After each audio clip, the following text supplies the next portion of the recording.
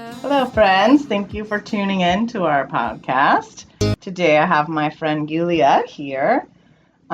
We were spending the whole weekend together having a hair transformation, aka spiritual transformation, it feels like. And we started talking about the effects of haircuts and colors and just like the impact that it can make in our lives. And I felt like it was important to come talk to you guys and share about it. So, Yuliya, say hello. Hello. Tell us a little bit about yourself. Well, my name is Yuliya, and I am a first-generation immigrant, a former refugee from Ukraine. I grew up in the States, specifically in California, and I'm a Jewish Ukrainian American gal, and I'm a dance therapist. I teach dance somatic therapy for people with special needs, disabilities, and those on the spectrum. I also model. I also sing. I write music. I do theater. I'm an actress and a dancer, and very passionate about the safety and the ability to hold control and anonymity for the human body, for women especially, for LGBTQIA people, trans people, gender nonconforming people, to have the ability to have, consent over what they experience in terms of gender affirming care, hormonal therapy, and just an advocate to people trying to find their place within the very broken healthcare system. I'm someone that experienced a lot of trauma, health-related trauma, especially the past few years. So I've been very good friends with you for a long time, and I've been coming to you for a couple years now to continue to have a glow up when I'm struggling with my with my body and my sense of self after medical related trauma. So I'm really honored and very grateful to not just be your friend, but to be here. So thank you so much for coming. We thank decided you to for do this having last me. night. And I was like, wait, I think we need to talk about this because I feel like it's definitely like something we all struggle with or identify with in some Yeah. way, shape, or form. We were talking about hair, and we Yes. were talking about like how you really are ready for a new look. Yes. You were really ready, but then you felt tell me what you were sharing about your long hair and how you were identifying with it and stuff, and your struggles with releasing it, but being ready to release it. Yeah, I mean, it is such a personal experience for people with their hair, especially for women. I feel like at a very young age, and we were talking about this last night, like at a really young age, you get sexualized by a lot of the time your hair. So you'll tend to have, they'll let your hair grow out really, really long, and it's something that's very beautiful. I'm very grateful to have long, kind of wavy, curly hair. It's something I've had since I was a child, but I've been, kind of, it's sort of been weaponized against me in a way. I never felt super connected to my hair fully. Like I understood that I was getting validation of how quote unquote beautiful I looked by adults, by kids around me growing up, especially the male attention I was getting by a lot of older men. And then when I got older, just more and more, I felt like it was like the only thing that made me feel attractive, because that was the first thing that people saw. Like the first thing that they see is my long, big, because I have a lot of curly, long hair. And so like as much as I do love that part of myself, I think there's a sense of resentment that I feel still towards my hair, because it's been used against me so often, as almost an excuse for a lot of the sexual trauma I experienced. So, yeah, Yeah. it's heavy, been very heavy, like no pun intended. Your hair was very heavy. Very, like, weighed me down. Like it felt like a beautiful anchor, but an anchor still pulls you down. Yes. So That's very true. yeah. And I realized I hadn't really thought about hair being sexualized from a young age, kind of until we talked about it last night. But it totally makes sense. Like, people comment all the time to little girls about their hair. And it's not always sexual from other people, but it can be very sexual. Like, people make comments like, you should have your hair long. Men like long hair. And why would you tell that to a child? It's just fucking weird. I mean, like, there's that whole stereotype that they, this excuse that, oh, if a boy pulls your pigtails, they like you. But like, why would I equalize someone hurting me as showing their affection towards me? Yeah. Like, that's harmful to any child to like be conditioned almost to accept like toxic and even physically abusive behaviors. Like at a young age. So that's very true. It's it's a lot. And like the past 2.5 years now, I've had a lot of medical related trauma also having to do with my femininity. I have something called vulvodynia, which like 20% of women and people with vulvas have experienced globally. And it's basically an umbrella term of a chronic pain condition in your vulvar region. And it can be from the tissue to internally in the canal, like the vaginal canal can, there could be so many reasons why to have that condition, but I've had a lot of medical malpractice and like, just having my hair continue to weigh my body down was just getting too much. And I had recently very bad surgical complications where I actually almost lost my life. So I'm about to head into another surgery very soon in like 7 weeks.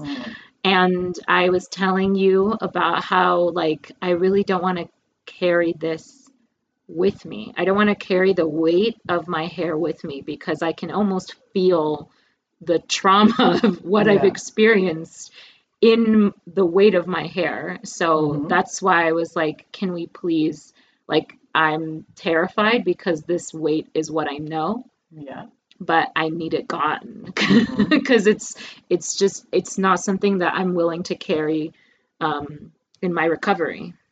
Yeah, and it may not mean that you're never going to grow your hair long again, but at this time for you were ready to release that and have something new. Yes. I wonder if some of why you wanted to cut it off is because you have control over that and you didn't really have control. You don't really have control over the doctors and what's going to happen. So for you, it's like, I'm choosing to do this. This is in my control. I know it's going to make me feel better. Yeah, I didn't even think about that. I mean, a lot of those things we choose it because it's in our control. And I was talking earlier with my class that I was teaching about how our hair is tied to a lot of stuff. There's a lot of religious indoctrination in a lot of different religions about your hair, whether you cover it up, where you don't ever cut it, or you just need to have it beautiful for men, or whatever.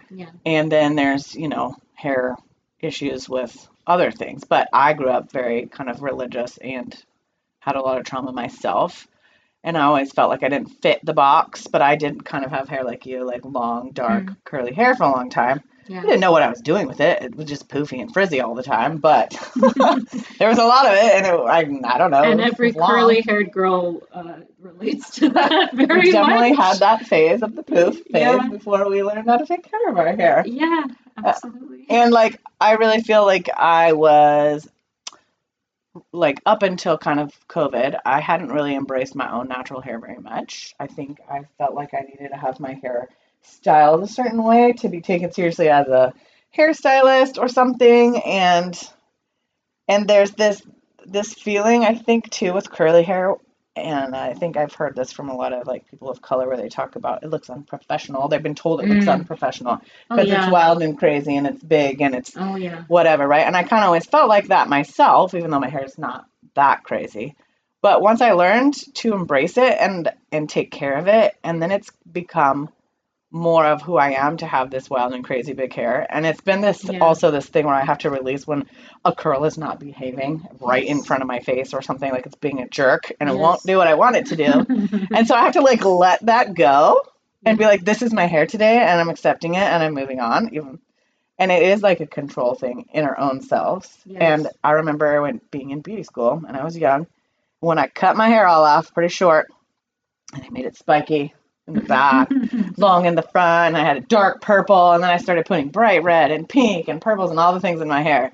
And for me, that was a form of rebellion, even though I was an adult. I Yeah. was like, I'm doing these crazy colors, and I know my parents hate it, but I'm going to do it anyways. Yeah. And I still have some friends that are hanging on for dear life. They're very long, long, long hair.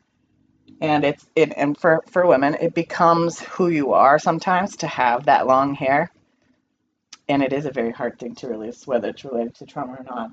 But Yes. I think I've had multiple clients sit in my chair. They're like, I'm ready. And we've talked about it. We're ready. We've committed. And then I cut their hair off. And then all of a sudden they get teary eyed and they start to cry. Yep. And they're like, but I was ready for this, but I don't know why I'm feeling this way. But like we said last night, Yeah.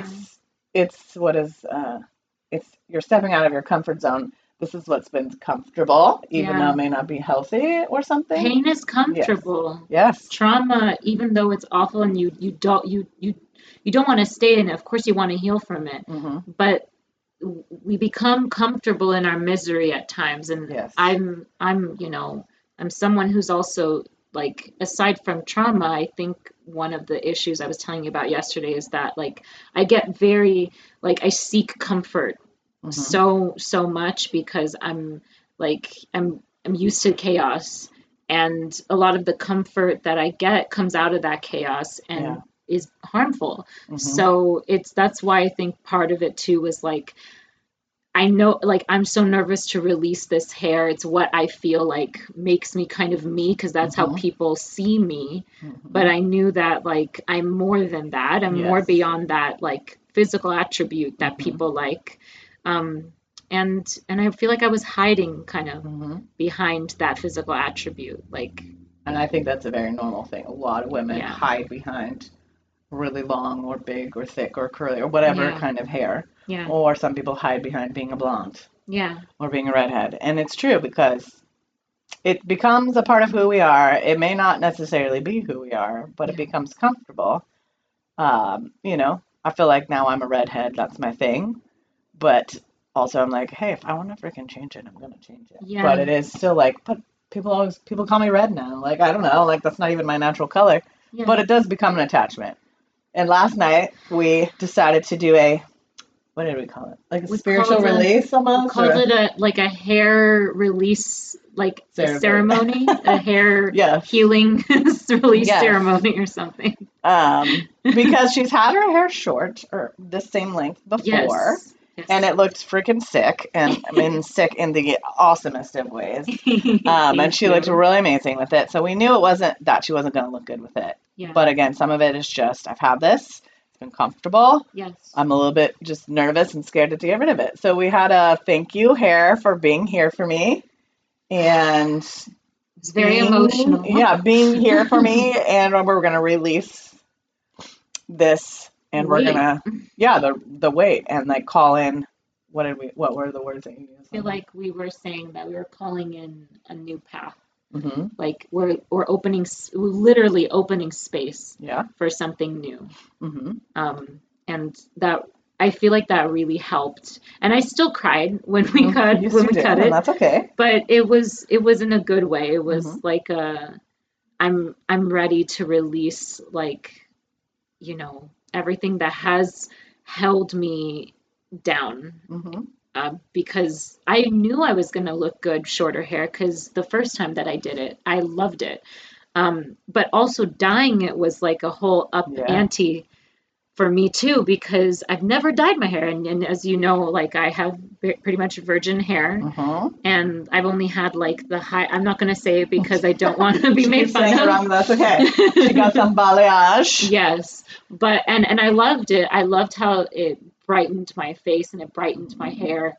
But I've never fully dyed it before, and my hair is very dark, so it's a lot harder to have fun colors unless you bleach it. But I've also just had very bad haircuts. I've gone to people who claim that they know how to cut curly hair, and if it's not a certain texture, like I think it can be very intimidating, and like maybe they think they know what to do, but then it ends up not happening. And so several times I've had awful, like lopsided mullet kind of results, but the highlighting looked nice. Right. And then I've kept coming to you to save me so I don't look, so I don't have to wear like a bun for like 3 to 4 months straight. And having a bad haircut is ruins your life for a while. It really hurts. I think probably most women have had a bad haircut at some point in your life, and we understand that feeling for sure. But I am very appreciative that you trust me to fix that for you and help you get like better style and haircut wise. But I also am really grateful that you were willing to be a model for me for class. It's like 5 or 6 students today. And we had, yesterday we were like preparing and figuring out what we were going to do. And, she wanted something that was really cool looking and awesome, but we decided not to do quite that yet because it's harder to get to. And so I think what it did turned out really pretty. It's not exactly what you wanted, but again, it's having expectations that you've never colored your hair before. Like you're letting go of like, oh, I was hoping it would look like this, but I knew it wasn't going to look terrible, but and so that's hard to do in front of a class too. And we also shared with the class some of the stuff, and we got a little emotional today because we talked about a few things, and I was telling they're new students too. I was talking to them about expectations and these kinds of things. I'm like, I want to hold space for Yuliya today because I know this is a hard thing to do, but she's ready. But this is an emotional thing, and I wanted to share with them too. Like, being a hairstylist is so much more than just doing blonde hair and curlies and or whatever. Like, it's more than just making someone feel pretty sometimes, because we're with people sometimes on their worst day, and sometimes with people on their best day, and sometimes the in-between days. And I shared about the first time I cut off someone's hair that had cancer, or styled a wig for a girl who was 15 who had cancer, or I was there when my friend came in the next day after her brother was killed on the freeway, and she didn't know what to do, but she came in and got her hair done anyways, and it was very emotional. And being able to be there for people in their hard times is also really special for me, even though it can be really hard. So I'm always grateful when anybody trusts me for anything, but also in these hard things like this, because I know how it feels. But I feel like what sets you apart is that you have such a deep level of empathy for people that you don't always get with hairstylists. Some hairstylists, this is what I've experienced, unfortunately, where they just like, they don't really show much care for your experience or what your worst day is like. And so they kind of make you feel as though you're just like another number in their chair. And for some people, it's just a job, and that's all it is. And that's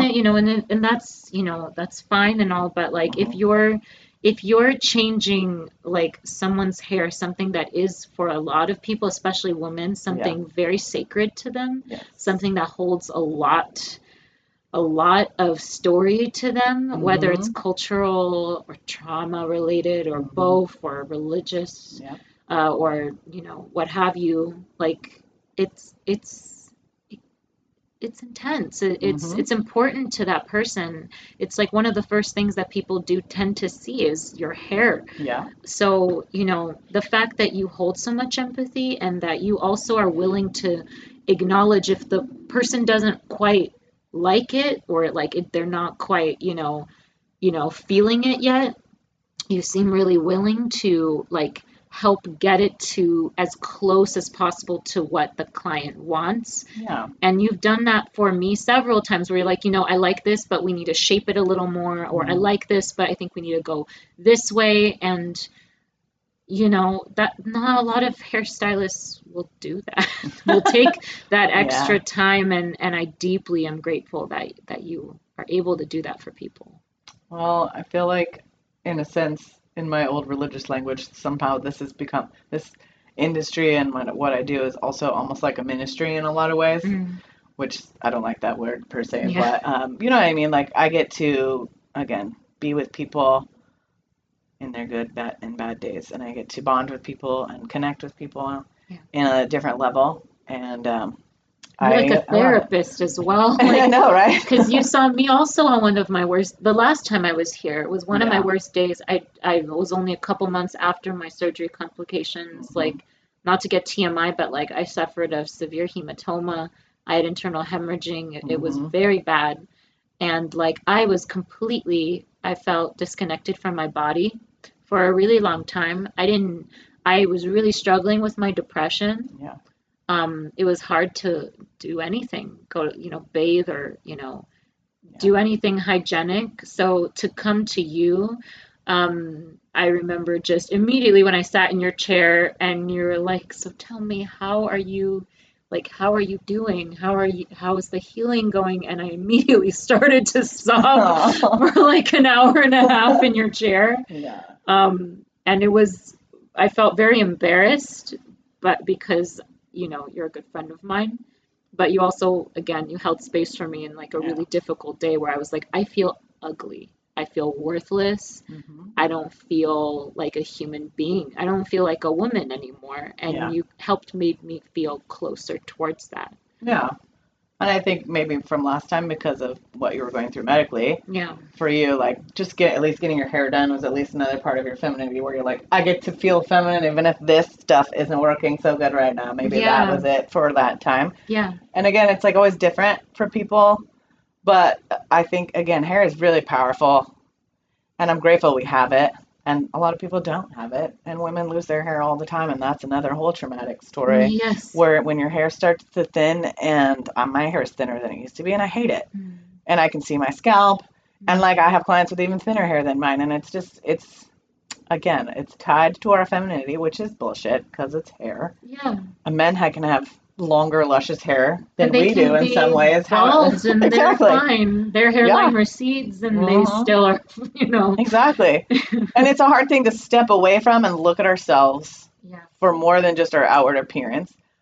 But sometimes just taking control and making a step and be like, I'm going to get my hair done, even if I feel like absolute garbage. I'm going to go get my hair done. Or I'm going to get my nails done, or like something that you're choosing to do to take care of yourself. Even if you can't freaking take a bath that day, but you're going to go get your hair done. Yeah. You're choosing to take care of yourself. And it is self-care. It is self-love. And it's important to do. Yeah. So we're taking back, I think, our femininity and choosing to make it whatever we want. And taking back, I think, like our power over our bodies. Because so often we were not given that. Yes. Like the first time my hair got cut short was because it got all knotted up from swimming in the ocean, and my mom didn't know what to do, so she just put me in a bathtub and chopped it with these big ass like shearing scissors. It was very traumatic, and I didn't get my hair. Traumatic too for kids. I've seen that, and it is. Or when parents will punish you by like cutting your hair, or they will put, for a lot of people, like people, who like people of color who have to put in a relaxer and like other, to conform to what is supposed to be looking, like you said, professional, which is also bullshit. Like, God forbid you have a different kind of texture to your hair. Right. That's beautiful. It's not like it's our choice. Or if you have curly hair, it's not like we chose it. Yeah. And it's important, I think, when you are able to get some of that power back by like, you know what? Screw it. I'm going to have short hair again, and I'm going to own it, and I'm going to have a different kind of look, and I'm going to own it. And I'm going to remind myself that I'm more than my hair. Yes. I am more than my hair. Yeah. I'm more than my vulva. I'm more Yes. than my butt and my stomach and my Yes. saggy boobs and Yeah. whatever. Like, we're so much And my more than that. cellulite and my Yeah. hairy armpits Yes. and whatever, my unibrow, which I love, by the way. And I think that is, again, taking back power. Yeah. When we're like, I'm choosing to accept this, and it's going to be fine. Yeah. And it's fine. And This I'm is going to me, be and I love open me to anyway. change. Yeah. And change is also scary as hell, Yes, it is. but it's also fine. It's also going to be okay. Yeah. And again, even if you choose something, it doesn't mean you have to stay that way forever. You might be like, Yeah. next year I'm going to have my hair long.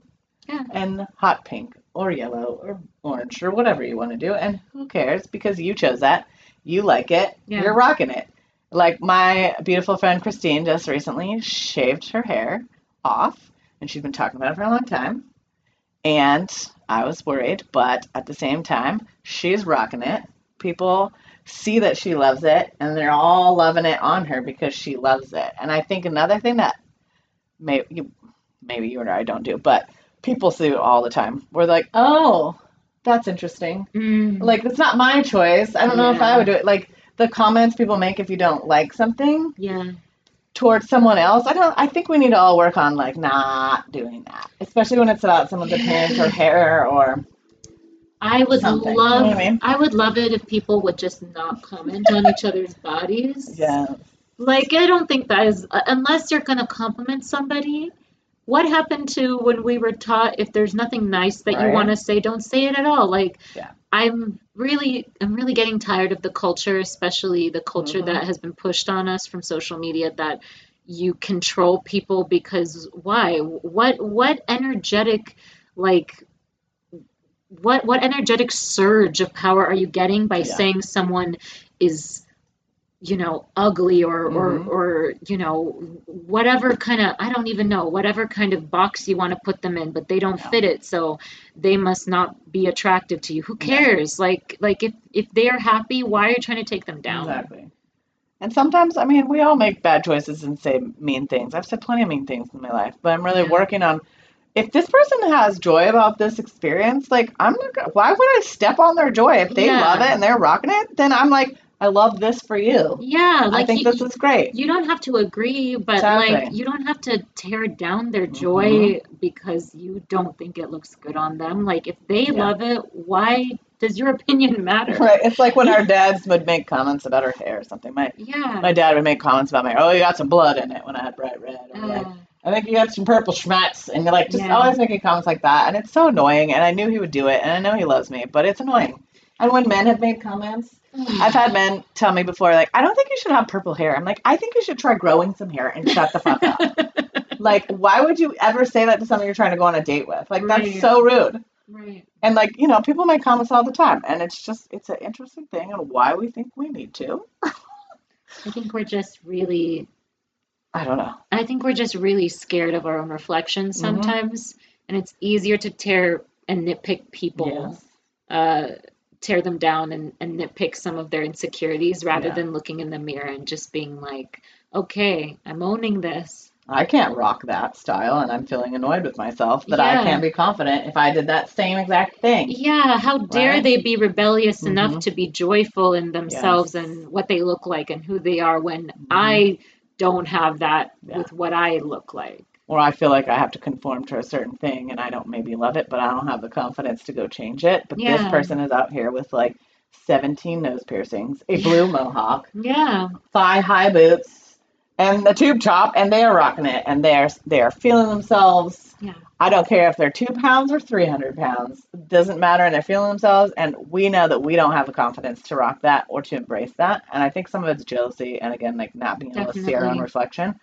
So I think it's important to try to like see that in ourselves. And when we feel like maybe a need to make a comment, just, sit back and reflect for a second. Or just keep scrolling. Or if you're not online, if you're not, just if you're walking on the street and you're seeing someone who's rocking a bald head and, you don't like how that looks, you could just keep walking. You don't have to be a jerk.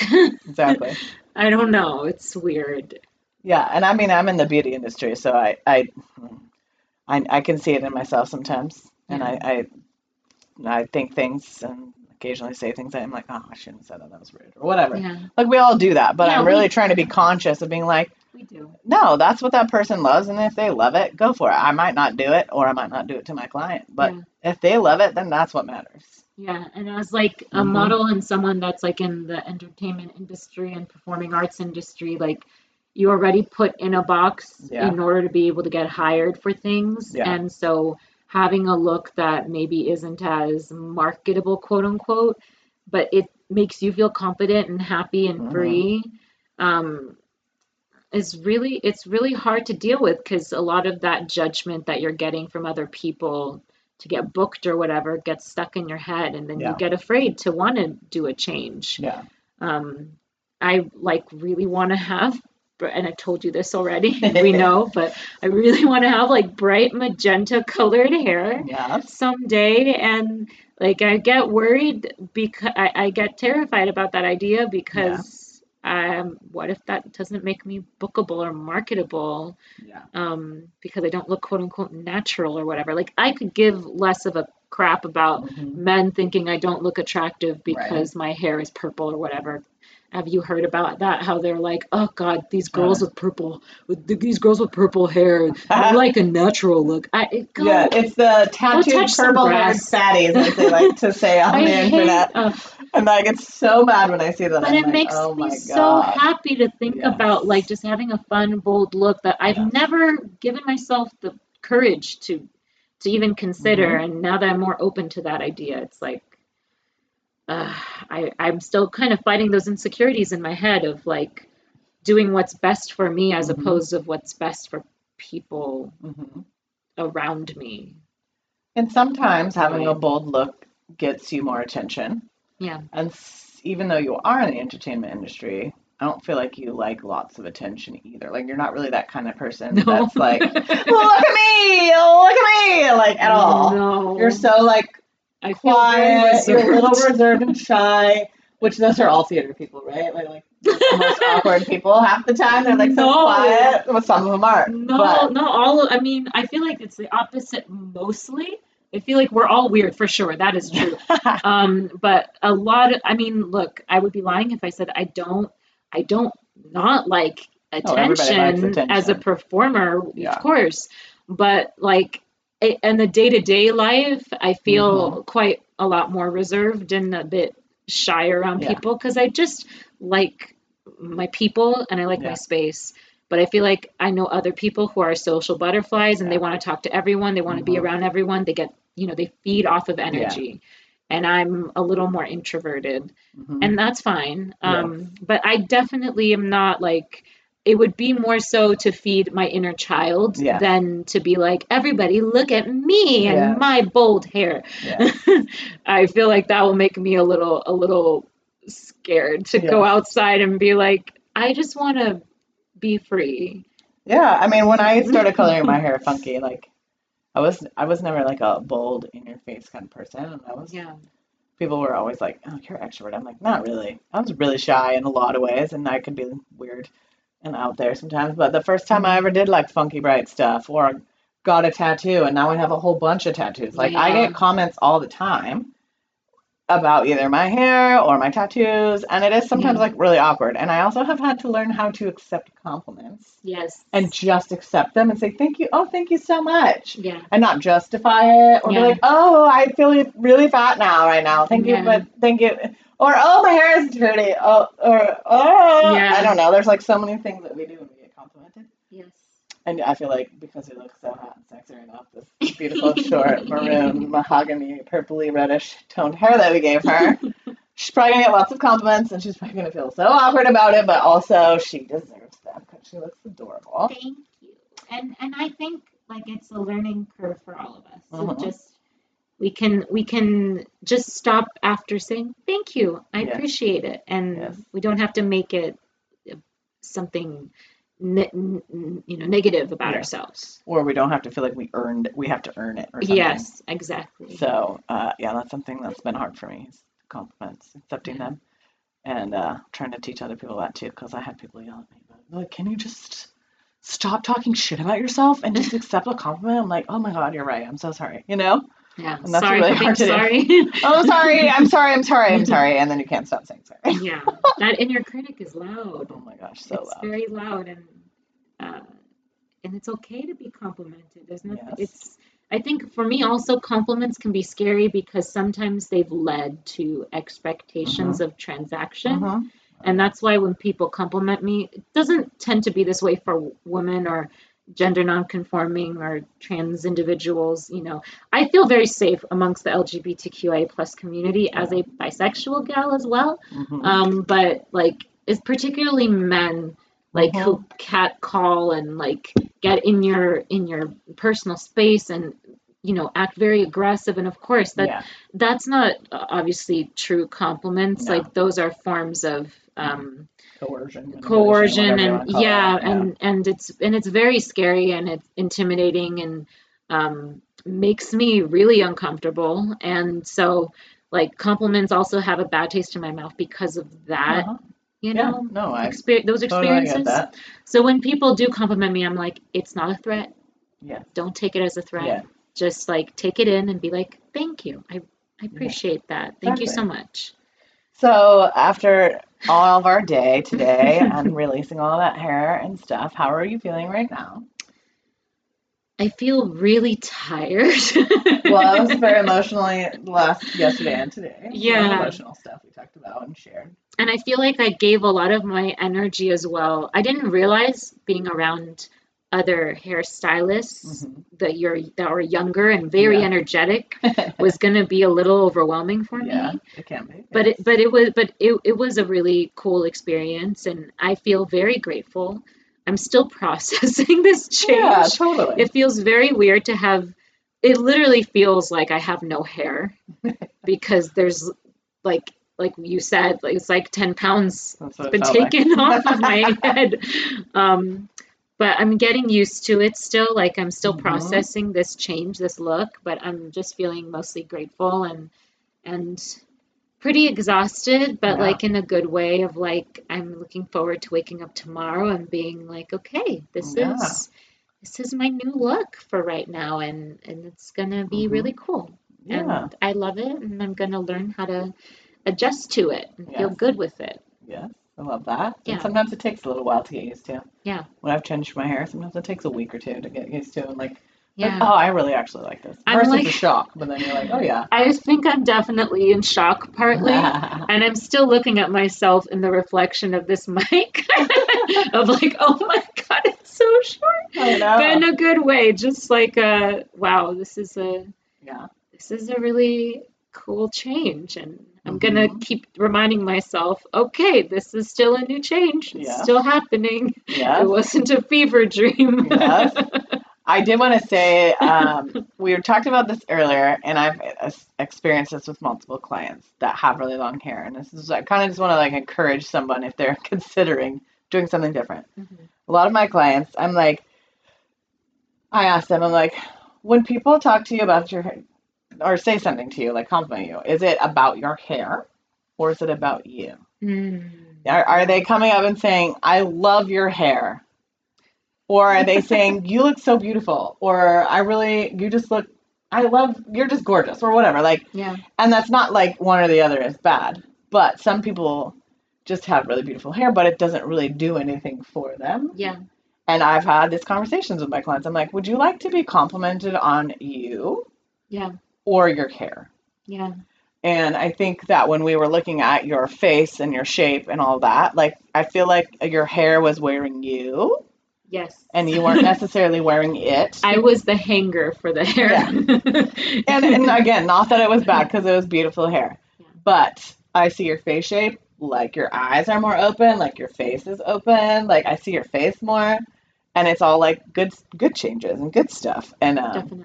I think sometimes having those conversations with friends and being like, is this your comfort? Like your little security blanket? Because you've had it for so long? Are you ready to embrace the like, people are going to see my whole face now. Yeah. Or whatever. Like my friend who shaved off her hair. Like she's embracing her gray. She has a buzz cut. And all these things. Like she's rocking it. But unless you're ready to do it. But And I would encourage people to know that even if they don't quite feel ready, Hmm.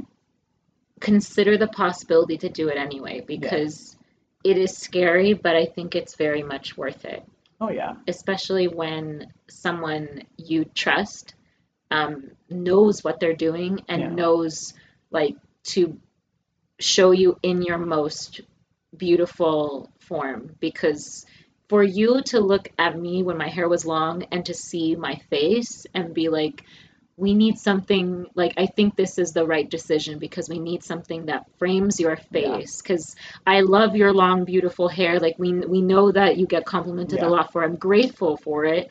But yeah, my face, it doesn't get shown a lot Hmm. because it's Kind of hiding behind the hair. hiding, and it can feel intimidating when friends are like, when they want to, you know, put in their biases towards you Hmm. unintentionally Hmm. maybe, and be like, oh my god, why would you cut your hair? Your hair is so Yes.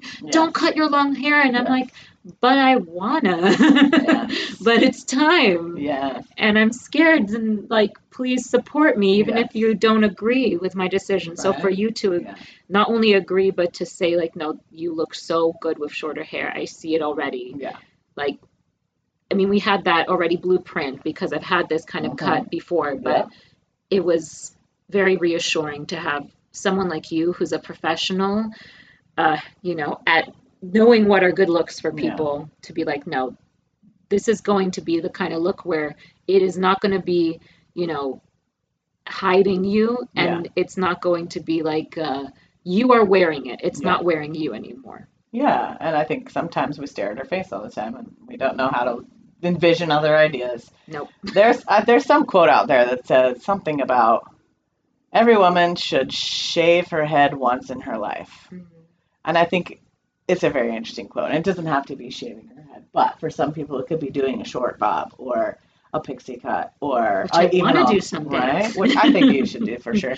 But it's just like any of those things that take you from that long hair to something short. And then it is that form of rebellion to society, to patriarchy, to your religion, to whatever. To be like, Yeah, nope, fuck this shit. I'm doing it, cutting it off. yeah, And then again, doesn't mean you're not going to grow it out again, but you made that statement. You have control, and I think it's powerful. So I also think that every woman should have their hair pink at some point in their life or blue. that's the next one. That's the next one. That's what we're doing. Maybe we'll have episode 2 when she goes pink and how that makes her feel. I feel like that's gonna make me feel like a fairy princess, and Yes. that again is like my inner child is ready and excited and Hmm. was like, okay, we got a different color, but when are we gonna do the magenta pink that we wanted? Yeah, see, sometimes it's So baby steps. yeah, Sometimes you're just ready to do it all the way. But I'm ready to do pink. If you want to do pink, I'm down for it. I'm ready. I'm ready, and I'm Hmm. I'm ready to continue this path of rebellion Hmm. against my expectations of my quote unquote worth and beauty Hmm. when it connected to my hair. Because I Yeah, hope someday I'll feel less weight when I have longer hair, because I yeah, love my long big I'm hair, sure you but will. there's a lot there's too much for me right now in terms Hmm. of negative history to keep it. So I know Yeah, this was the right choice, and I'm excited to see what other looks we come up with. heck yeah, we just started on a journey. Well, thank you so much for sharing some of your stuff with us today, and I hope that whoever is listening to this podcast, whenever it comes out, who's supposed to hear it to get their hair cut, you know, or dye it pink or whatever, is ready to choose that. Because again, I think every woman should choose something wildly different for themselves at some point, even if you don't like it and you're like, but I did it. Yeah. Now I can grow it back out and do something else, but I did it. And my favorite thing that you said yesterday was, we are releasing this so Hmm. that we can open space for something new. And Hmm. I just, again, would encourage anyone who's listening to this Hmm. that if you feel like you want to change, Hmm. and it's going to make you feel transformed and Hmm. reignite your sense of self and confidence and reconnect you Yeah. to like the version of who you want to be, take the leap of faith, Yes. take the plunge, just, do your research, find someone you trust, Yeah. but be ready to open space for something new, because that version of you is ready, and they're waiting for you. Yeah, and it may be very emotional, and it may be a myriad of emotions, and Yes. that's okay. Just be ready for all the emotions and feelings. But I think it was fun that we did our little ceremony. Oh my God, that really helped. Right? Honestly, that made me feel a lot more secure with this decision. Maybe I need to start doing that more often with my clients. That's the first time I've done that. But I had that experience this weekend that I talked to you about, that weird tantra speed dating. So I was like in the mode of releasing energy and bringing new stuff in. So I was like, this is pretty cool though. Yeah. I feel like I definitely need to do that more often with people. And anyone that also feels scared, like today, right before you cut my hair, I asked you can you please hold my hand? And you were willing to do that and give me a moment to take a breath before I said, okay, let's do it. Even if you feel like you look silly or weird or whatever, just do it. If you need an emotional support, you need, your hairstylist to give you like some encouragement. Don't feel like you're being weird or something. Like, you're allowed to ask and reach out for that, so that you can feel being safer. Vulnerable. Yeah.